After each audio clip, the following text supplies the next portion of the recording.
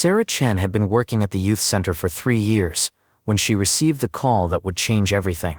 A dying prisoner named Daniel Foster wanted to find his daughter, a daughter he hadn't seen in 20 years, a daughter who didn't even know he existed.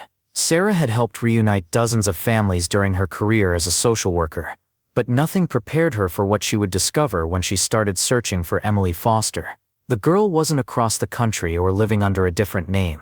She was right there, working as a volunteer in the same building where Sarah had her office, just down the hall, and neither of them had any idea they were about to collide in the most unexpected way possible. Sarah sat at her desk in the community center on a Wednesday afternoon, reviewing case files for the youth mentorship program she directed. The center served as a safe haven for at-risk teenagers in downtown Seattle, providing tutoring, counseling, job training, and a place where kids who didn't fit in anywhere else could finally belong. Sarah had poured her heart into this work for years, driven by her own childhood experiences of feeling lost and alone after her parents divorced when she was 12. Her phone rang, displaying a number she didn't recognize. She almost let it go to voicemail, but something made her answer. Sarah Chen, Northwest Youth Services. Miss Chen. The voice on the other end was male, older, with a rasping quality that suggested illness. My name is Daniel Foster. I'm calling from Riverside Correctional Facility. I was given your name by the prison chaplain. He said you help families reconnect. Sarah's hand tightened around the phone. She occasionally worked with incarcerated parents trying to maintain relationships with their children, but those referrals usually came through official channels, not directly from inmates. Mr. Foster, I appreciate you reaching out, but there are proper procedures for these requests. You should speak with your caseworker about family reunification services. I don't have time for procedures. His voice cracked slightly. I have stage 4 pancreatic cancer. The doctors say I have maybe 3 months, probably less. I haven't seen my daughter in 20 years. I don't even know if she's alive. But before I die, I need to know she's okay. Please. The chaplain said you were the best. He said you actually care about making families whole again. Sarah closed her eyes, feeling the familiar tug of empathy that had led her into social work in the first place. She knew she should refer him to someone else, maintain professional boundaries, follow the protocols, but she had learned over the years that sometimes the most important help you could give someone was simply listening. Tell me about your daughter. Daniel's voice softened, filled with a tenderness that seemed at odds with his circumstances. Her name is Emily. Emily Rose Foster. She was born May 15, 20 years ago. Her mother and I, we weren't married. We were young, barely adults ourselves. I was involved with some bad people back then, running with a gang, making terrible choices. When Maria found out she was pregnant, I promised her I'd change. I promised I'd be a good father. What happened? I tried to get out, tried to leave the gang life behind. But when you're in that world, they don't just let you walk away. I testified against some people who were dealing drugs to kids. Thought I was doing the right thing, protecting my daughter before she was even born. Instead, I got caught up in charges myself. Turns out the prosecutors didn't care that I was trying to help. They just saw another gang member to put away. Sarah had heard similar stories before. Young men making bad choices, trying to turn their lives around, getting trapped in a system that didn't differentiate between those who wanted to change and those who didn't. How long have you been incarcerated? 20 years, 3 months and 16 days. I was sentenced 2 weeks before Emily was born. Maria brought her to see me once when she was 2 months old. That's the only time I ever held my daughter. After that, Maria stopped coming, stopped answering my letters. I found out years later that she'd told Emily I was dead, said it would be easier that way, that a dead father was better than an incarcerated one. Did you try to contact Emily as she got older?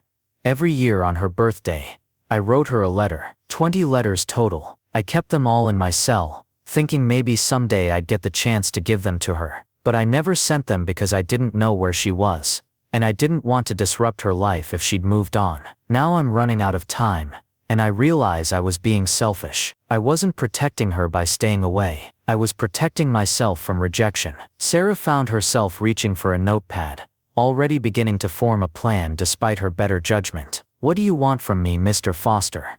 I just need to know she's okay. I don't need to see her if she doesn't want to see me. I don't need her forgiveness. I just need to know that somewhere out there my daughter is alive and happy and living a good life. Can you help me find that out? Something in his voice, the raw vulnerability of a dying man's last wish, made Sarah's decision for her. I'll see what I can do. No promises, but I'll try. After hanging up, Sarah sat in silence for several minutes, processing the conversation. She knew this case would be complicated. Finding someone after 20 years was difficult even under the best circumstances. And if Emily believed her father was dead, revealing the truth could cause more harm than good. But Sarah had never been able to turn away from someone who genuinely needed help. She began with basic searches. Emily Rose Foster, born May 15, 20 years ago. There were several matches, but Sarah started narrowing them down by location. Daniel had said Maria was from Seattle originally. Within an hour, Sarah had found what appeared to be the right Emily Foster, 20 years old, current address in Seattle, active on social media. Sarah's breath caught as she looked at the photos. The young woman had long dark hair, warm brown eyes, and a smile that transformed her entire face. But it was the next discovery that made Sarah's heart stop completely. Emily Foster worked as a volunteer at Northwest Youth Services, the same organization where Sarah worked, the same building. Sarah had seen this young woman dozens of times over the past 6 months. They'd exchanged pleasantries in the break room, passed each other in the hallways, even collaborated on a few youth events. Sarah had thought Emily was just another college student volunteering for service hours. Sarah stood from her desk on shaking legs and walked down the hall to the activity room where the afternoon art program was taking place. Through the window, she could see Emily sitting at a table with 3 teenage girls, helping them work on a mural project. Emily was laughing at something one of the girls said, her head thrown back in genuine joy. She was so alive, so present, so completely unaware that her entire world was about to shift. Sarah returned to her office and called the prison. It took 20 minutes to navigate the phone system and finally reach Daniel Foster. Mr. Foster, it's Sarah Chen. I found Emily. The silence on the other end of the line lasted so long that Sarah thought the connection had been lost. Then she heard a sound that might have been a sob. Is she okay? Is she happy? She appears to be doing very well. She's actually a volunteer at the youth center where I work. I've met her several times, though I didn't know who she was until today. She's helping kids. Daniel's voice was filled with wonder, just like I always hoped she would. Maria used to say Emily had the biggest heart, even as a baby, always concerned about everyone else. Mr. Foster, I need to ask you something important. What exactly do you want me to do with this information? Do you want me to tell Emily about you? Do you want to see her? Another long pause. I don't know. I've dreamed of this moment for 20 years, and now that it's here, I'm terrified. What if she hates me? What if knowing about me ruins the life she's built? Those are valid concerns, but I think Emily deserves the truth. She deserves the chance to make her own choice about whether to know you. What if she says no? Then you'll know you gave her the choice. Mr. Foster, I can't make this decision for you, but I can tell you that in my experience, people almost always regret the conversations they didn't have more than the conversations they did. Okay. His voice was barely a whisper.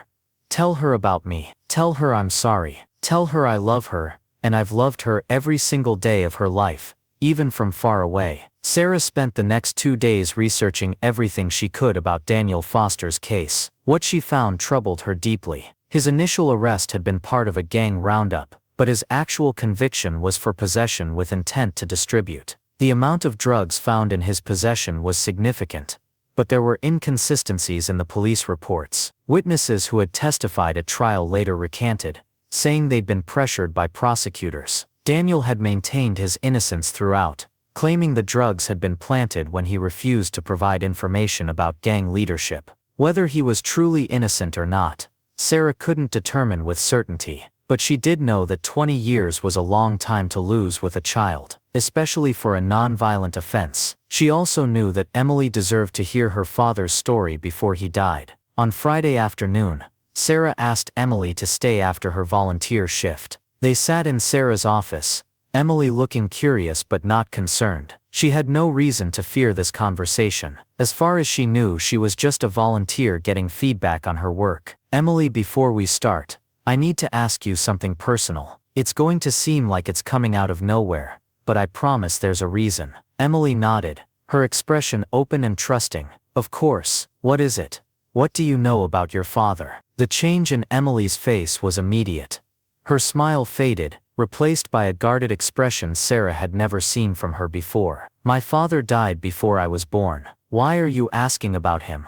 Emily, I received a phone call earlier this week from a man in prison. His name is Daniel Foster. He says he's your father, and he's been looking for you. The color drained from Emily's face. That's not possible. My mother told me he died. She told me he died in a car accident before I was born. I'm sorry, Emily, but he's alive. He's been in prison for the past 20 years, and he's been trying to find you. He's very sick now. Stage 4 cancer. He doesn't have much time left.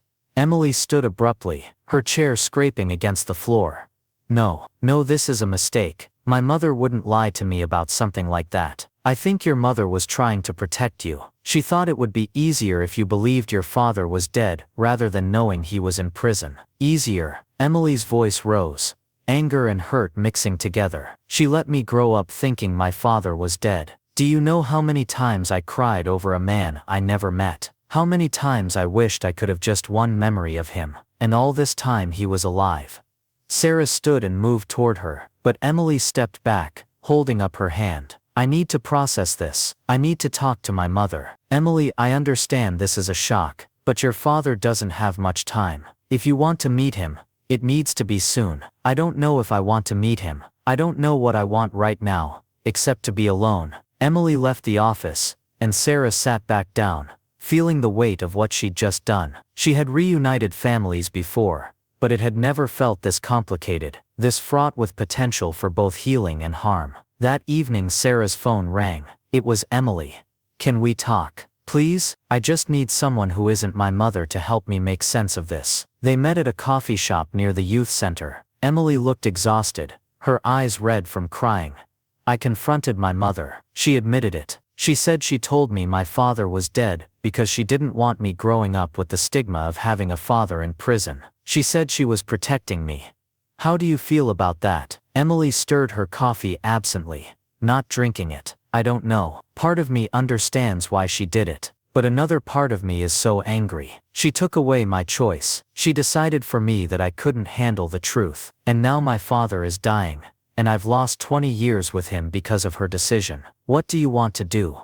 I want to meet him. I want to hear his side of the story. I want to know who he is before it's too late. But I'm terrified. What if I hate him? What if he's a terrible person? What if meeting him ruins the image I've had in my head all these years? Sarah reached across the table and squeezed Emily's hand. Those are all possibilities, but you'll never know unless you try. And Emily, I've spoken with him. Whatever else he might be, he loves you. That much is clear. The visit was arranged for the following Monday. Sarah accompanied Emily to Riverside Correctional Facility, navigating the security protocols and waiting areas. Emily was silent during the drive, her hands clasped tightly in her lap. Sarah could see her trembling slightly as they walked through the prison corridors toward the medical unit, where Daniel was being treated. Daniel Foster looked smaller than Sarah had imagined. Cancer had ravaged his body, leaving him gaunt and pale. But when he saw Emily walk through the door, his entire face transformed. Tears streamed down his cheeks as he struggled to sit up in the hospital bed. Emily. His voice broke on her name. Oh my God, Emily, you're so beautiful. You look just like your mother. Emily stood frozen in the doorway, staring at this stranger who was her father. Sarah gently guided her into the room and pulled up a chair beside the bed. I'll be right outside if you need me. No, please stay. Emily's voice was small, frightened. I don't know if I can do this alone. Sarah sat in a chair against the wall, giving them space but remaining present. Daniel couldn't take his eyes off Emily. Thank you for coming. I know this must be overwhelming. I know you have every right to hate me. I don't hate you. Emily's voice was barely above a whisper. I don't know what I feel. My whole life, I thought you were dead. I used to imagine what you would have been like if you'd lived. I used to make up stories about you being a hero who died saving someone. And now I find out you've been in prison this whole time. I'm so sorry. I'm sorry for every birthday I missed, every graduation, every moment of your life that I wasn't there for. Your mother made the choice she thought was best, but I should have fought harder to be part of your life. What happened? Why are you here? Daniel told her his story, about the gang involvement, about trying to get out, about the arrest and conviction. He didn't make excuses or try to paint himself as innocent. He took responsibility for his choices while also explaining the circumstances that had led to them. Emily listened in silence, her expression shifting between anger, sadness, and something that might have been understanding. When he finished, Emily asked the question Sarah had been expecting. Did you do it? Were you really dealing drugs? Daniel looked directly at his daughter. I was involved with people who dealt drugs. I knew what they were doing, and I didn't stop them. In that way, I was guilty. But the drugs they said I was selling, those were planted when I tried to testify against the gang leaders. The prosecutors didn't care about the truth, they just wanted convictions. So yes, I'm guilty of being involved in that world. But no, I wasn't the person they made me out to be at trial. How am I supposed to know if you're telling the truth? You're not. You'll have to decide for yourself what you believe. I can only tell you what I know happened and hope that somewhere in your heart, you can find a way to believe me. Emily was quiet for a long time. Then she asked, why did you want to find me now? After all these years? Because I'm dying, and I couldn't leave this world without making sure you knew that I never stopped loving you. Every day for 20 years, I've thought about you. I wrote you letters every year on your birthday. Even though I never sent them, I followed your life as much as I could from in here. When I heard you were volunteering at a youth center helping kids who are struggling just like I struggled, I was so proud I could barely breathe. You knew about my volunteer work, Sarah told me. And Emily, the fact that you chose to spend your time helping kids who might be headed down the same path I took, that tells me everything I need to know about who you are. You're a better person than I ever was, and you did it without me. Your mother raised you right. Emily's composure finally cracked. Tears spilled down her cheeks as 20 years of grief and confusion poured out. I used to pretend you were watching me from heaven. I used to talk to you at night, tell you about my day, ask you for advice. I felt so stupid when I got older, talking to someone who was dead, but I couldn't stop. It was the only way I felt connected to you. I was listening. Daniel's voice was thick with emotion. Maybe not from heaven, but I was listening. Every night, I would imagine what you might be doing, what you might be saying, and I would tell you how much I loved you, even though you couldn't hear me. Sarah watched as Emily slowly reached out and took her father's hand. It was a tentative gesture, but it was connection. For the first time in 20 years, father and daughter were touching. They talked for 2 hours. Daniel showed Emily the letters he'd written, 20 years of birthday wishes and life advice, and expressions of love. Emily cried as she read them.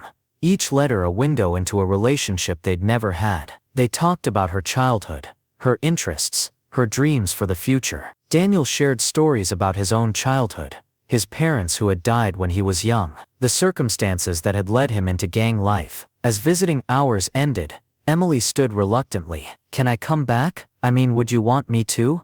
Emily, I would love nothing more, but I don't want you to feel obligated. You don't owe me anything. I'm not coming back out of obligation.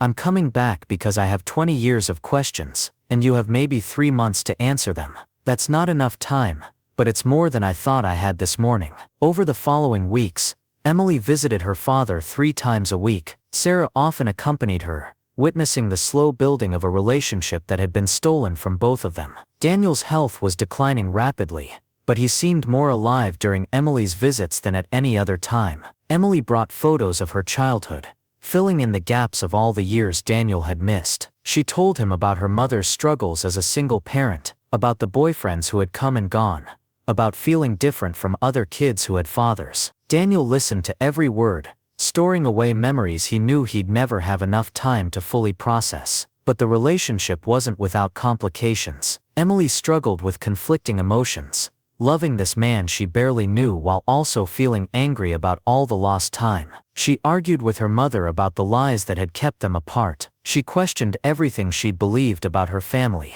her identity, her past. Sarah provided counseling sessions, helping Emily navigate the complex emotions of reuniting with a parent who was simultaneously a stranger and intimately connected to her identity. They talked about grief, about forgiveness, about learning to hold multiple truths at once, that her mother had made the best decision she could with the information she had, that her father had made terrible choices but loved her deeply, that she was allowed to feel angry and grateful and sad all at the same time. During one of their sessions, Emily asked Sarah a question that had been weighing on her. Do you think I should try to get him released? There are organizations that help people who were wrongfully convicted. If his conviction was based on planted evidence like he says, maybe there's a chance. Sarah had been expecting this. She'd done her own research into Daniel's case and found the same inconsistencies he'd mentioned. That's something you'd need to discuss with a lawyer. But Emily, even if his conviction was wrongful, the process of appealing takes time. Time your father doesn't have.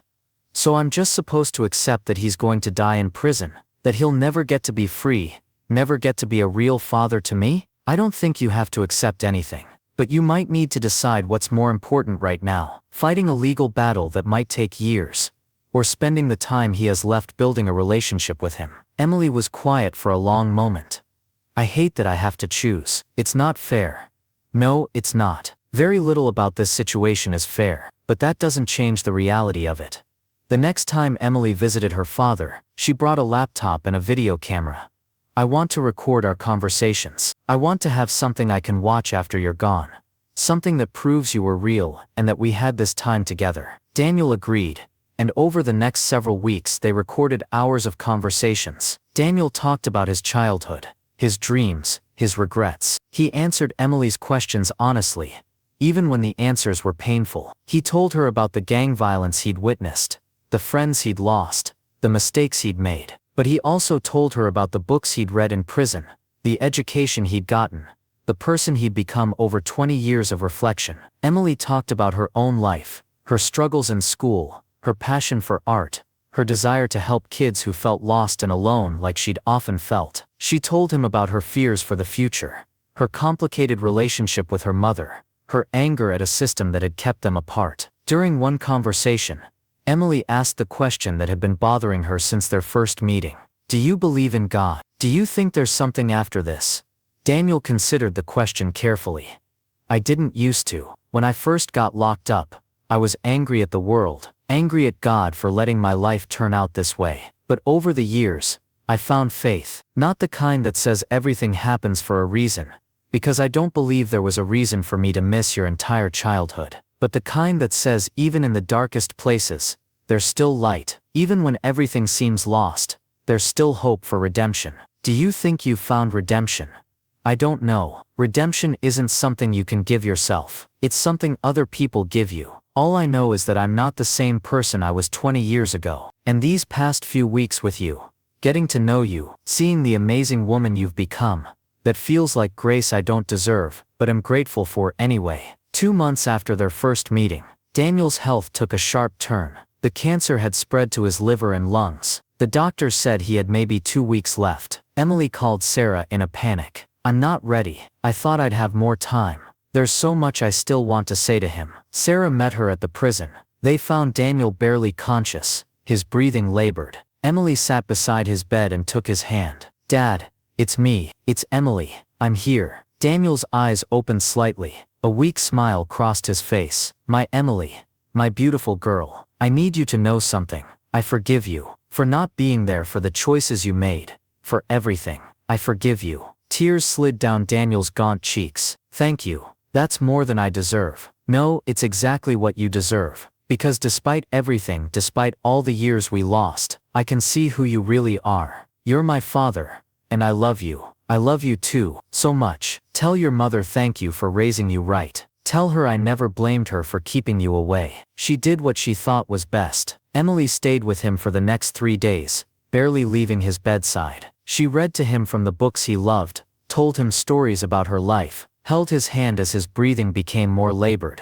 Sarah stayed nearby, providing support while giving them as much privacy as possible. On the 3rd night, surrounded by the sterile white walls of the prison hospital, Daniel Foster died with his daughter holding his hand. The man who had spent 20 years in prison for crimes he may or may not have committed, who had missed every moment of his daughter's childhood, who had written letters that were never sent, and harbored hopes that seemed impossible, died knowing that in the end he had been forgiven and loved. Emily was devastated. The grief hit her in waves, made more complicated by the knowledge that she'd only just found her father before losing him again. But mixed with the grief was gratitude. Gratitude that Sarah had made the call to tell her the truth. Gratitude that she'd had the courage to visit him. Gratitude for the 2 months they'd been given when she'd thought she'd have a lifetime of absence. The funeral was small. Emily, her mother, Maria, Sarah, and a few people from the youth center, who had come to support Emily. Daniel was buried in a modest grave, the headstone reading simply, "Daniel Foster, beloved father, finally free." After the service, Maria approached Sarah. The woman looked older than her 45 years, worn down by years of single parenthood and difficult choices. "Thank you for telling Emily the truth. I know you probably think I was wrong to lie to her all those years. I don't think you were wrong. I think you were trying to protect your daughter the only way you knew how. I was, but I've realized that by trying to protect her from pain, I might have caused her even more pain. She lost 20 years with her father, because I couldn't imagine that a man in prison could still be a good father from far away. Daniel understood why you made the choices you did. He told Emily not to blame you." Maria's eyes filled with tears. "He was always kinder than he should have been. Even when I stopped bringing Emily to visit. Even when I told her he was dead, he never spoke badly about me in his letters. I found them after Emily told me everything. 20 years of letters where he never once said I was wrong or cruel. He just kept telling her how much he loved her, and how much he hoped she was happy." In the weeks following Daniel's death, Emily threw herself into her work at the youth center. She started a new program specifically for children with incarcerated parents, using her own experience to help them navigate the complicated emotions of loving someone who was locked away. She shared her story, showing these kids that having a parent in prison didn't define them or limit their futures. Sarah watched Emily blossom into a powerful advocate for children of incarcerated parents. The young woman who had volunteered simply to fulfill service hours had found her calling. She spoke at schools, at community centers, even at the state legislature about the need for better programs to keep families connected during incarceration. 6 months after Daniel's death, Emily came to Sarah's office with a box. "I wanted to show you something. I've been working on it since Dad died."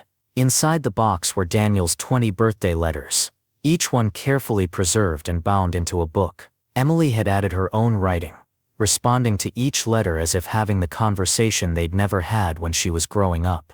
The result was a dialogue across time, a father and daughter finally connecting despite years of separation. "I'm going to publish it," Emily said.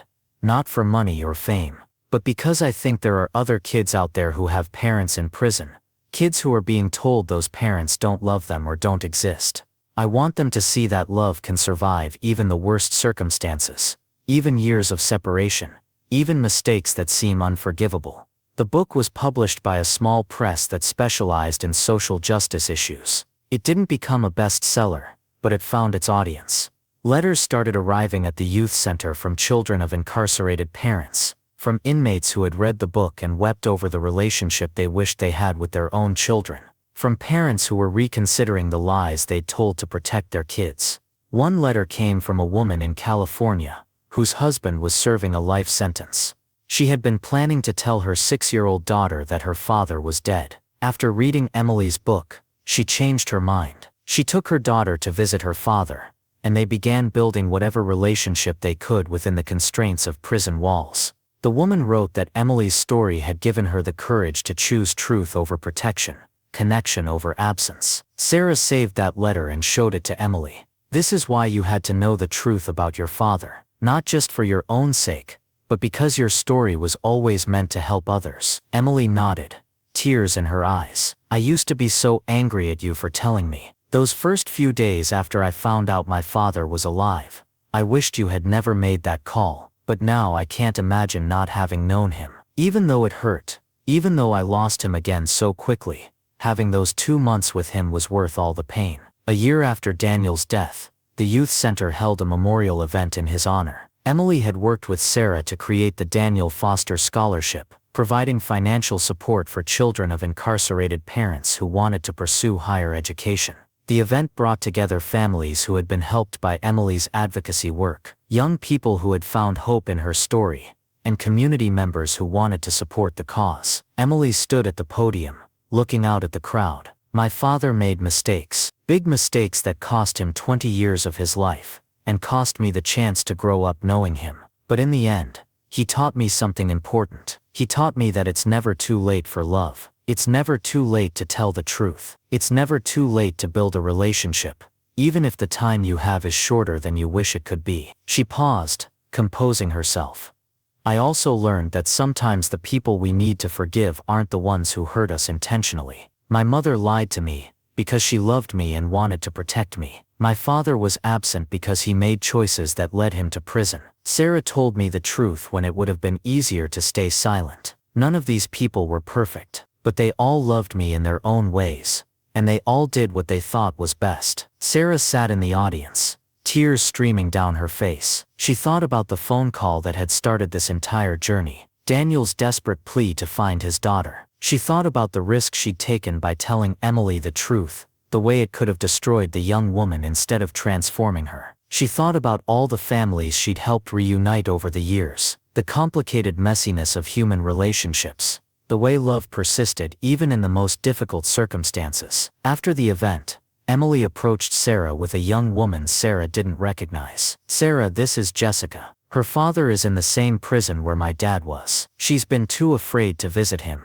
but after hearing my story she wants to try." Sarah looked at Jessica, seeing the same fear and hope she'd seen in Emily's eyes a year earlier. "Tell me about your father." As Jessica began to speak, Sarah settled in to listen, because this was her calling, helping families navigate the complicated terrain of love and forgiveness and connection. Sometimes that meant reuniting parents with children they'd lost contact with. Sometimes it meant helping people say goodbye before it was too late. Sometimes it meant giving someone the courage to choose truth over comfortable lies. The work was messy and complicated, and often heartbreaking, but it was also filled with moments of grace, moments when people chose love over anger, forgiveness over resentment, connection over absence. These were the moments that reminded Sarah why she did this work, why she answered calls from desperate inmates, why she told difficult truths even when it would be easier to stay silent. As she listened to Jessica's story, Sarah caught Emily's eye across the room.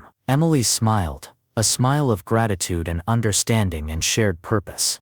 They had both been changed by Daniel Foster's last wish.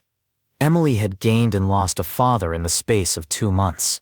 Sarah had witnessed the power of truth to both wound and heal. But they had also gained something else.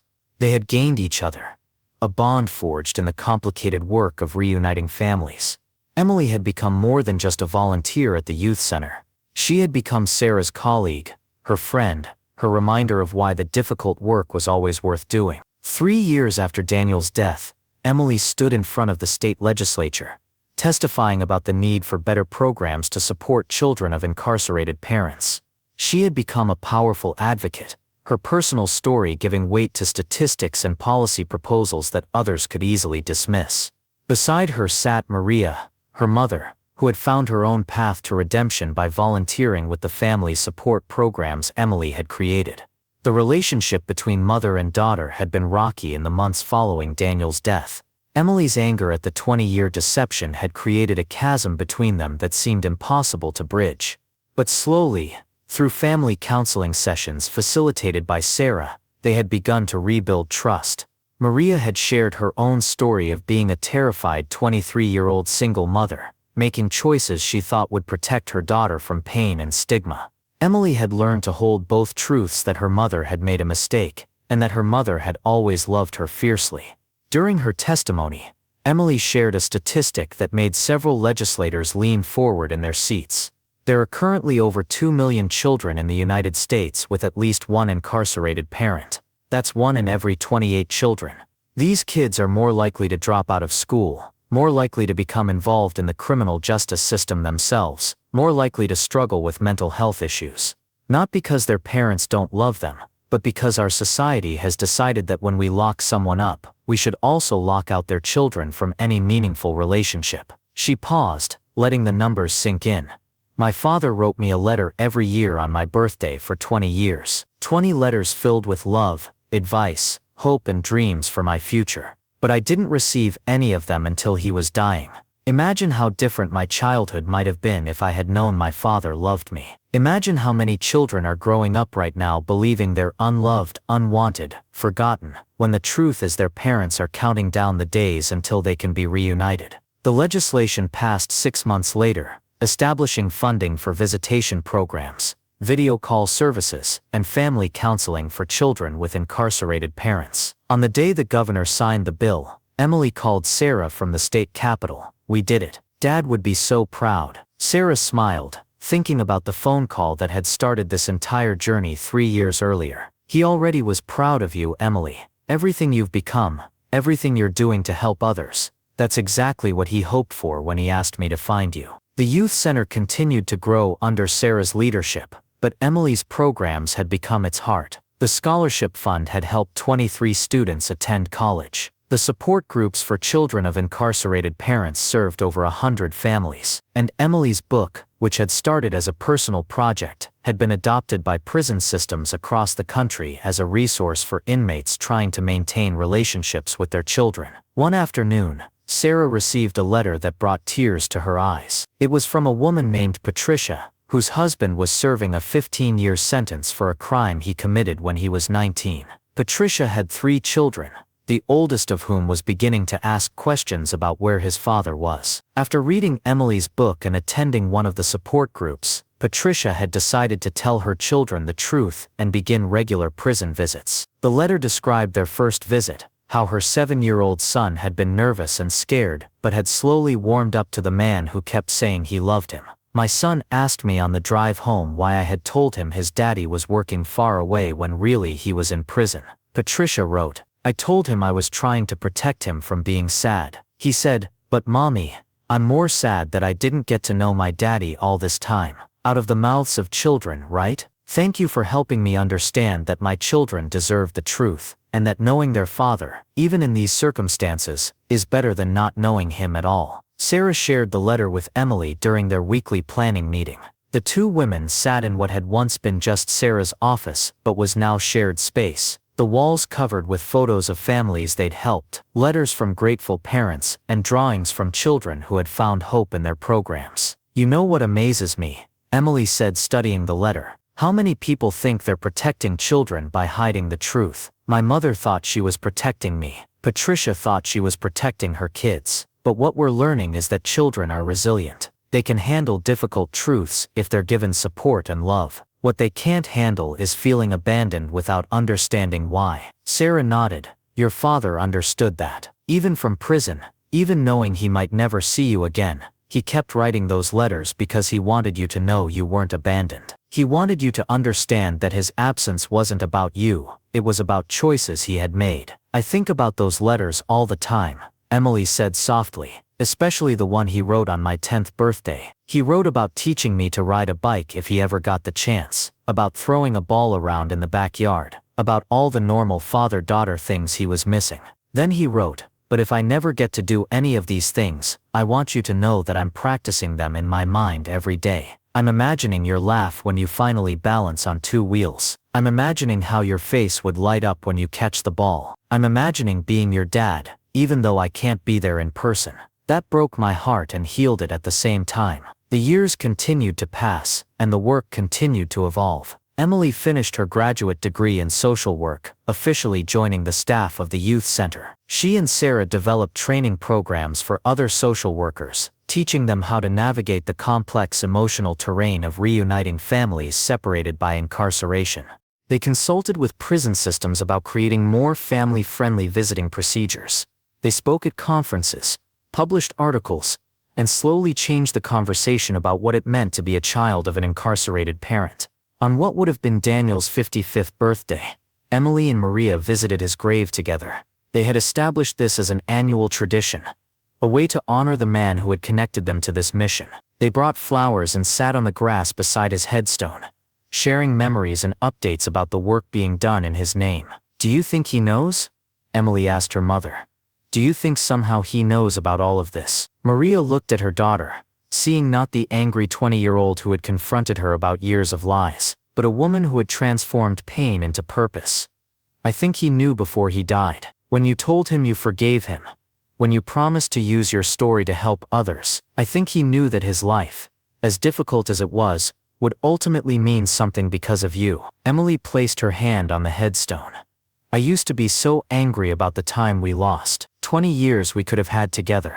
Even if it was just letters and visits. But now I understand that maybe we had exactly the time we were supposed to have. Those 2 months were intense and painful and beautiful. We fit a lifetime of love into 2 months. And maybe that's enough. As the sun set behind them, mother and daughter sat in comfortable silence, connected by their shared love for a man who had made terrible mistakes but had loved deeply despite his failures. They were connected too by their shared mission to ensure other families didn't lose the precious time they had been denied. Sarah Chen continued her work at the youth center for another decade, but she never forgot the phone call that had changed everything. Daniel Foster's desperate plea to find his daughter had led to the most meaningful work of her career. She had helped reunite countless families, had witnessed transformations she never would have believed possible, and had learned that sometimes the most important thing a person could do was simply tell the truth, even when that truth was complicated and painful. When Sarah finally retired at 60,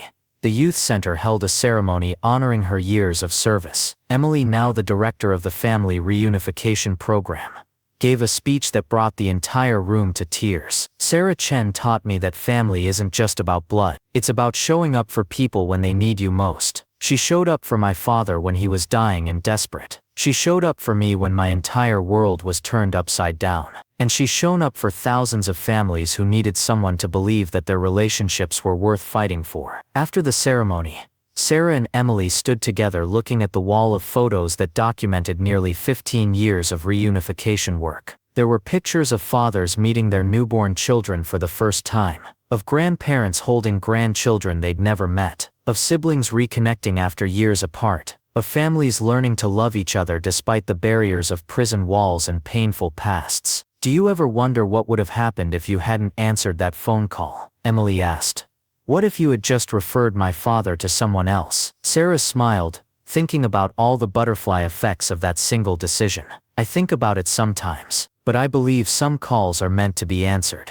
Your father reached out at exactly the right time to exactly the right person, and you were right there just down the hall waiting to be found. That feels like more than coincidence to me. It feels like grace, Emily said softly. Yes, Sarah agreed. It feels like grace. Dear viewers, the story of Sarah Chen, Daniel Foster and Emily Foster reminds us that family is complicated, that love doesn't always follow the paths we expect, and that sometimes the most important gift we can give someone is the truth, even when that truth is painful. Daniel Foster spent 20 years separated from his daughter, but in his final 2 months he was able to be the father he'd always wanted to be. Emily Foster grew up believing she was fatherless, only to discover that her father had been loving her from far away her entire life. Sarah Chen took a risk by telling Emily the truth. She could have referred Daniel to someone else, could have stayed out of a situation that was complicated and potentially harmful. But she chose to help,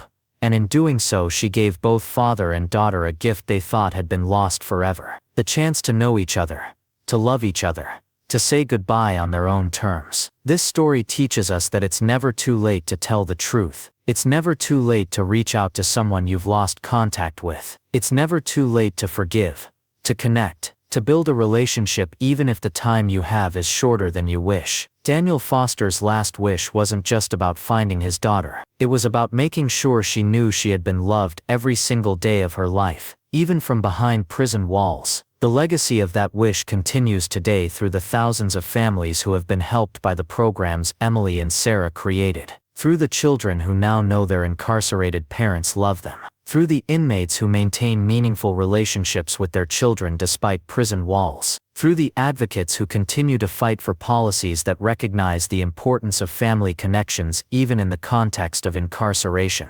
Sometimes the most important thing we can do is help someone deliver a message they've been carrying for years. Sometimes the bravest thing we can do is tell someone a truth that will hurt them in the short term but heal them in the long term. And sometimes the greatest gift we can receive is the chance to say goodbye to someone we thought we'd already lost. But perhaps the greatest lesson is this: that love, real love, can survive anything.